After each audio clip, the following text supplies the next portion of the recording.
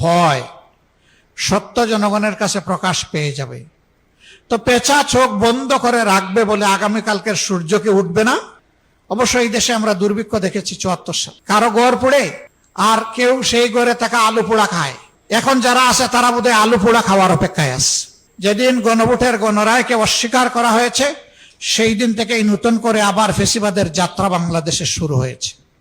পর্যাপ্ত সময় হাতে নিয়ে রওনা করেছিলাম, আসতে পারলাম না। কেন জানেন? বাংলাদেশ তেলের উপরে বাসছে, এই জন্য আমি আসতে পারি নাই।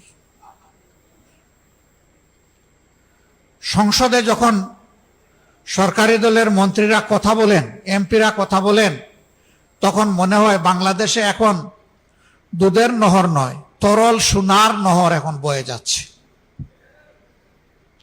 আমরা যখন জ্বালানি সংকট আর জনগণের ভোগান্তি নিয়ে কথা তুলি, আমাদের নোটিশটা আলোচনায় আসতেই দেওয়া হয় না। ভয় সত্য জনগণের কাছে প্রকাশ পেয়ে যাবে। তো পেঁচা চোখ বন্ধ করে রাখবে বলে আগামীকালকের সূর্যকে উঠবে না? অবশ্যই। আজকের সূর্য যেমন উঠেছে, কিয়ামত যদি না হয় আগামীকালও ইনশাল্লাহ সূর্য পূর্ব দিকে উঠবে। পেঁচার চোখ বন্ধ থাকার উপর সূর্যের উঠা না উঠা নির্ভর করবে না ইনশাল্লাহ। পাম্পে, এক একটা পাম্পে লাইনের হাজার হাজার গাড়ি এবং মোটরসাইকেল দাঁড়ায় আছে লাইনের পর লাইন, এখন আর চাকাই ঘুরে না। সেদিন দেখলাম যে একটা গাড়ি তেল নাই, এখন গাড়ি সালা আবার তেলও দিবে না, এই জন্য গাড়ির সামনে গরুর গাড়ি দিয়ে গাড়ি টানতেছে। আমাদের মন্ত্রীরা বলে আগের চাইতে আমাদের তেলের রিজার্ভ এখন অনেক বেশি, চাহিদা বেড়ে গেছে। তো তোমাদের তাইলে ব্যবস্থাপনার দুর্বলতা, এটা তোমরা শুধরে উঠো না কেন? জনগণকে কেন ভোগান্তি করছো?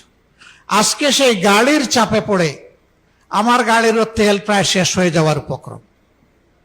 1 ঘন্টার মতো এই রাস্তায় কাটাই দিলাম, একদিকে তেল পাই না, আরেকদিকে তেল যা আছে ওই তেল না পাওয়া ভাইদের কষ্টের কারণে এই তেলও শেষ। শুধু কি গাড়ির তেল?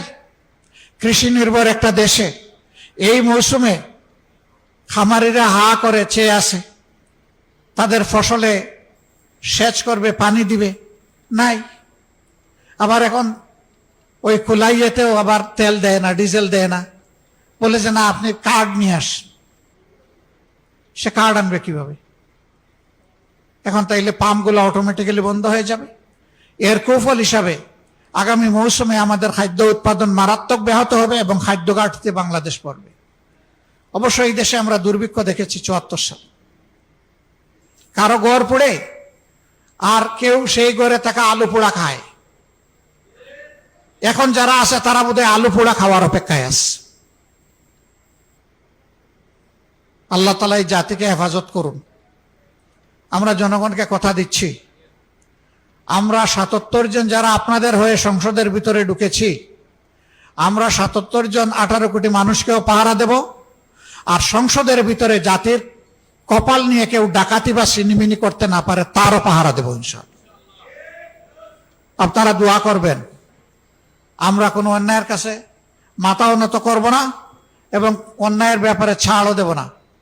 আমাদের পলিসি স্পষ্ট, ন্যায় কাজে সহযোগিতা সমর্থন, অন্যায়ের বিরুদ্ধে প্রতিবাদ এবং প্রতিরোধ, সেই দেয়াল আমরা তুলে রাখবো ইনশাআল্লাহ। আল্লাহ বাংলাদেশকে নব্য ফেসিবাদের হাত থেকে মুক্ত করার ব্যবস্থা করে দিন। এই লড়াইয়ে সবাইকে, আপামর জনতাকে আমি শরীক হওয়ার জন্য আহ্বান জানাচ্ছি, কারণ লড়াইটা জনগণের জন্য, আমাদের জন্য না। ইনশাআল্লাহ ন্যায় এবং সত্যের এই লড়াই আমাদেরই বিজয় হবে, জনগণেরই বিজয় হবে, ফেসিবাদীরা হেরে যাবে ইনশাআল্লাহ। আমি বলেছি যেদিন গণভোটের গণরায়কে অস্বীকার করা হয়েছে সেই দিন থেকেই নতুন করে আবার ফেসিবাদের যাত্রা বাংলাদেশে শুরু হয়েছে।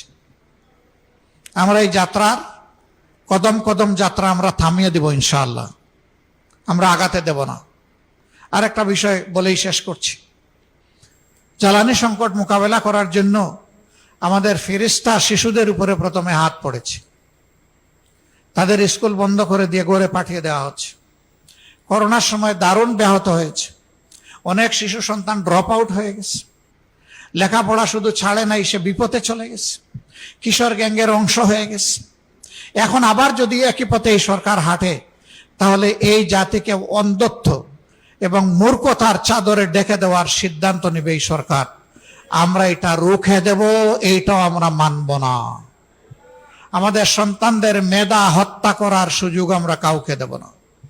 আমাদের বার্তা স্পষ্ট, সব ব্যবস্থাপনা নেওয়ার পরে সর্বশেষ হবে শিক্ষার উপর, এর আগে নয়। শিক্ষা দিয়ে নয়, লোড ম্যানেজমেন্ট বলেন আর ডিমান্ড ম্যানেজমেন্ট বলেন, আমার শিশু সন্তানদেরকে দিয়ে নয়, শিক্ষা দিয়ে নয়। এটা সবার শেষ। এটা 18 কোটি মানুষের জন্য, আমাদের ভবিষ্যৎ বাংলাদেশের জন্য, ভবিষ্যৎ প্রজন্মের জন্য, মাথা উঁচু করে দাঁড়ানো একটা শিক্ষিত জাতির জন্য আমরা এখানে কোনো কম্প্রোমাইজ করব না।